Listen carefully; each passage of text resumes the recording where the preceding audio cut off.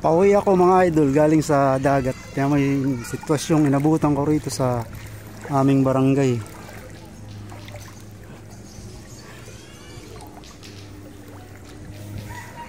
Araw ng Lunes, August 21 yata. Pati pecha nakakalimutan ko na. Kung hindi 20 at 21 siguro. August 2021. Araw ng Lunes. Ito halos hanggang bewang ko yung tubig dito sa kalsada. Kaya lang nakakabiyahe itong mga tricycle namin dito, tinatawag na tikling. Napakatatangkad ng mga tricycle. Katulad dito. Pero sa pangkaraniwang tricycle hindi na po pwede.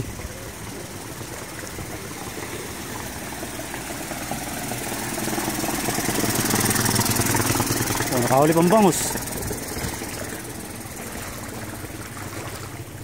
Walang nakakaligtas, lubog lahat.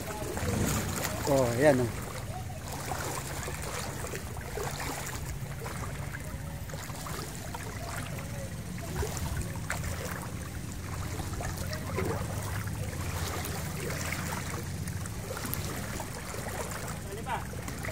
Lugi.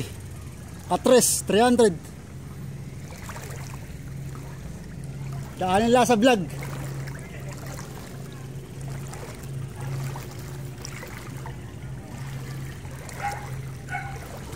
Oh, kahit mayaman, lubog oh. Mga iskinita yan, lubog rin.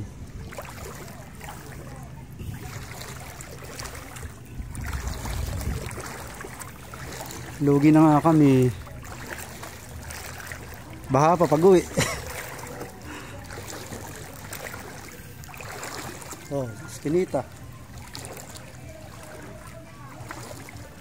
Oh, mga estudyante o kakawawa.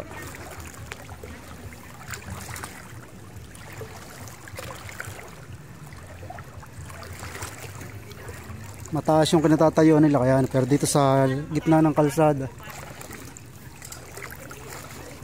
Oh, bahamba. Bahambahay na kayo pag marites kayo rin, no?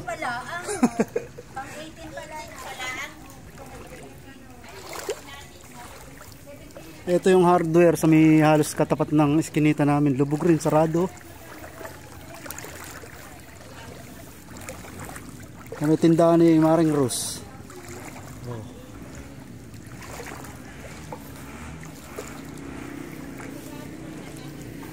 Ito, sinarado na yung tindahan. Wala na bumibili, nakalubog na.